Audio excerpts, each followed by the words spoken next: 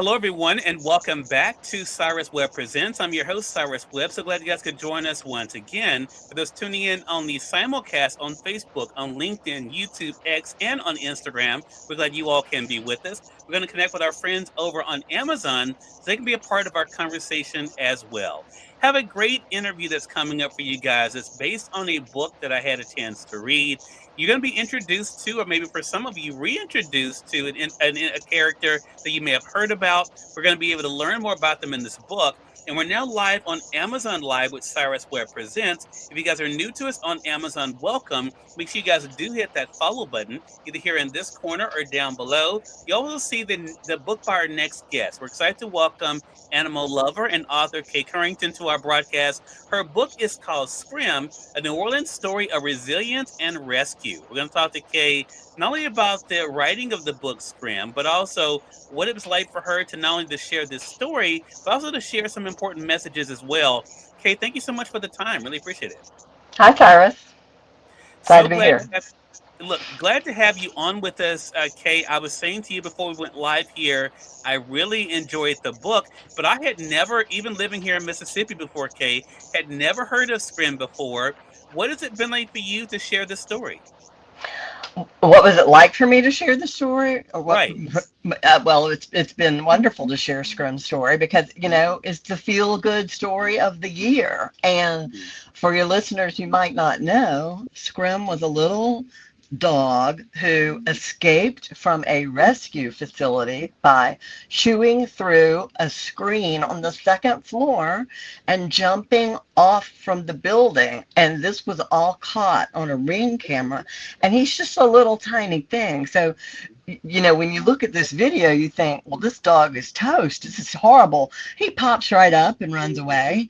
And that right there was just absolutely astounding that he popped up from that jump. And then he was running around the city of New Orleans for 9 months. And the whole city came together and put food out for him and put water out for him and tracked them on their Ring cameras. And finally, the story has a happy ending. So he survived freezes.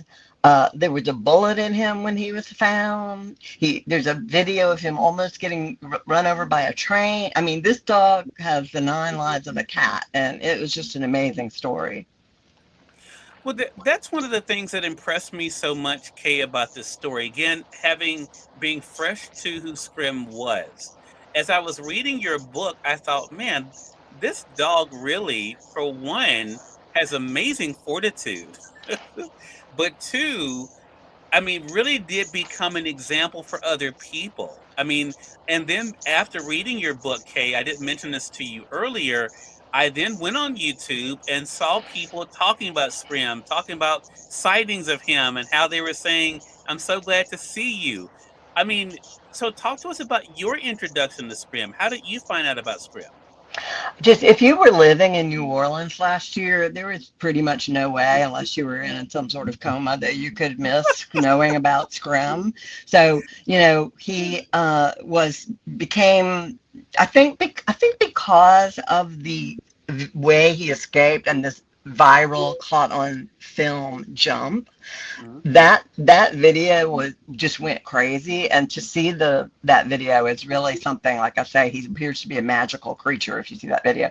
So you couldn't miss Scrim, and the fact that he survived that jump, I think that's what got everyone's attention. And then as he was missing for 9 months and that that video went viral, he was featured on, NBC, the London Daily Times, the New York Times, the New Yorker.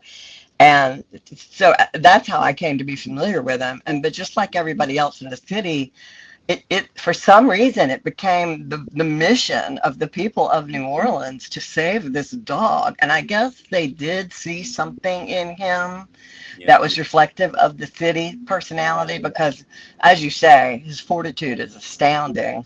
I mean, it's all about tenacity, right? He just doesn't give up. And that's the analogy to the city of New Orleans. It's been through so much, and the people just never give up. And so I think all of that came into everybody's brain, and Scrim just became this phenomenon. And it was really amazing that people would put, if you saw Scrim on your Ring camera or you were driving around and you saw him, you would pull over and you would put that location on the scrimtracker.com website. And so there were all these, pins and a map, if you will, but it was virtual. Yeah. And so, if it was in the Treme neighborhood, well, everybody in Treme put food out that night. Everybody put water out that night. Everybody turned on their security cameras. Everybody reviewed the footage the next day. When a whole city really does come together for something, it good things can happen. Yeah, such a great point. Hello to you, Stacey Thomas. Good to be able to see you over there on Facebook. So, Kate, I didn't mention this in my introduction of you. I mentioned, of course, you're the author of SCRIM, but you also are an animal advocate as well. I want to talk about the personal story of SCRIM and why it resonated with you, because like you mentioned, it was one of those stories that did connect people. What made you say you wanted to be able to write about it, though? I have just always been a dog lover. I've had 6 rescues. I think you get so much more than you give when you rescue a dog. I'm sure it's true of cats too. I'm familiar. I've never had a cat, but I'm sure it's true with cats too. Right. And there's just so many great dogs out there. I've had purebred dogs too in my life. There's no difference. It's great to go to a rescue organization or look online at petfinders.com or something and get a already house trained rescue pet that will will love you more than you've ever been loved by any creature, because I think they know when you save them. And so this has just always been something dear to my heart. And I guess I wanted to bring SCRIM's story to everybody, because there are so many SCRIMs out there. And if you fall in love with SCRIM, well, go get yourself one. There's a lot of them that need homes. Yeah. Well, that brings us to the subtitle of the book, then, Kay, A New Orleans Story of Resilience and Rescue.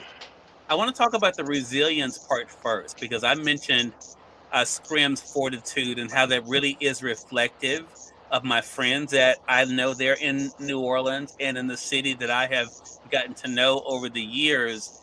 Talk to us about what it was like for you to have SCRIM kind of be that personification of resilience when it came to New Orleans. What was it like for you to share that aspect in the book? Oh, I think I was inspired by SCRIM's resilience. And I think the minute I saw the analogy between SCRIM's tenacity and the city's tenacity, I thought, well, first of all, let me just say that I really enjoy writing in rhymes. And as you may have noticed when you read the book, it's kind of a rollicking little poem is what it is. It's a little rhyming thing. And so I just felt I have a hobby of doing that. Like if your friend's getting married and you need a toast for rehearsal dinner or something like that, I like to write those things.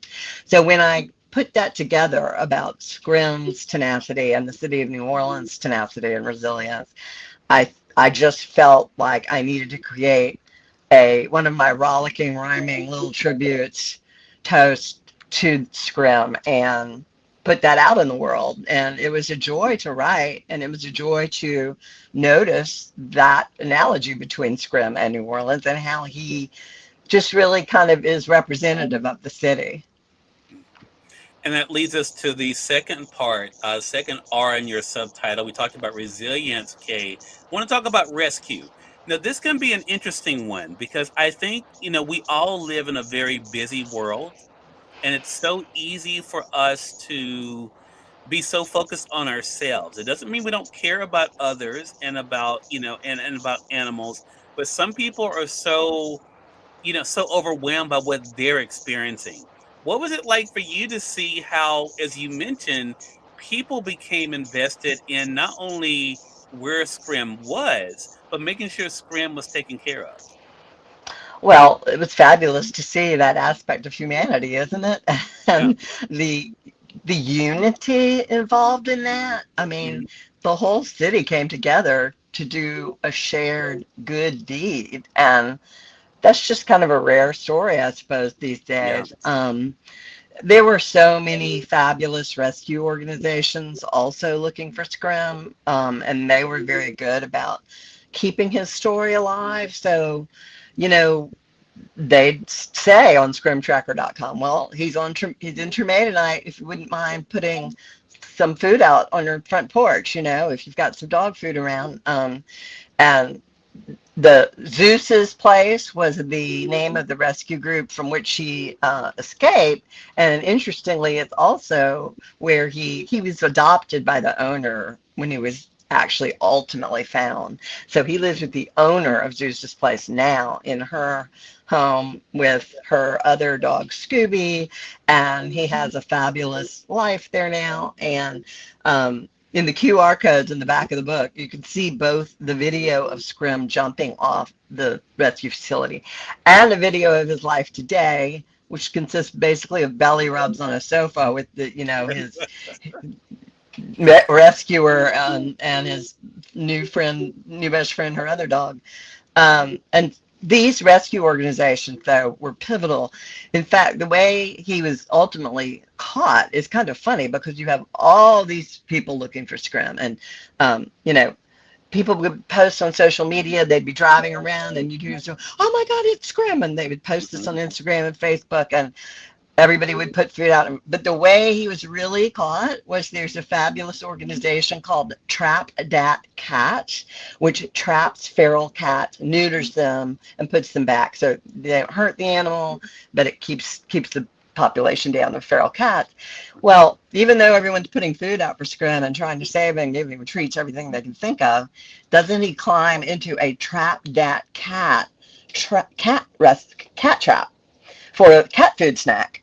And that's how I actually got reunited with Michelle at Zeus's place. It's the Trap That Cat folks called her up and said, we think we've got Scrim in one of our cat traps. So after 9 months of being on the lam, and Scrim would be almost cornered. I mean, he was like a little Houdini. You'd find him, they'd find him, and then they'd approach him. He was like James Bond, in the movies where you're like, well, how's he going to get out of this? It's impossible. Right. And he would scoot through some little opening that no one saw, and he just could get away from anything. And these rescue organizations never gave up. And the people from the city of New Orleans never gave up. I mean, 9 months is a long time to continue to believe that this little dog is alive. And, we didn't see him for about 2 weeks, I think, after the freeze. I don't know what happened in Mississippi during the freeze, but we had that snowstorm, that freakish snowstorm in New Orleans. Right. And, everybody thought, well, Scrim's not going to survive this. But 2 weeks later, all of a sudden, he's back. So, he just, like I say, he was kind of a Houdini. He had this way of escaping anything. And but the rescue organizations never gave up on him. The city of New Orleans, the people of the city of New Orleans, I guess is the best way to say it, never gave up on him. And it's kind of the same attribute that the people of New Orleans have about their city. They didn't give up on it after Katrina, for example, obviously. And, it's had its share of hardships, the New Year's Eve killing and the Super Bowl delay and all, New Orleans is no stranger to adversity. And neither is Scrim, but we just keeping on just like Scrim did. Yeah. And to know that there are good people out there who want to do good things. And I think, Kaye, that is one of the big takeaways from me in this story, is that there are good people in the world who are, I mentioned earlier about we can get so focused on ourselves, but this story also shows that there are people who do care about others and want to see others do well too, and will do their part. And I think this story personifies that for sure. What is your hope, Kaye, now that the book is out in the world? What do you hope the book Scrim and Scrim's story does for those who are reading it? Well, I hope it reminds them that people can accomplish things when they unite and come together for a common good cause. Right. And that's certainly the bigger, I guess, message I'd like to convey, along with the kind of don't give up, keep on keeping on.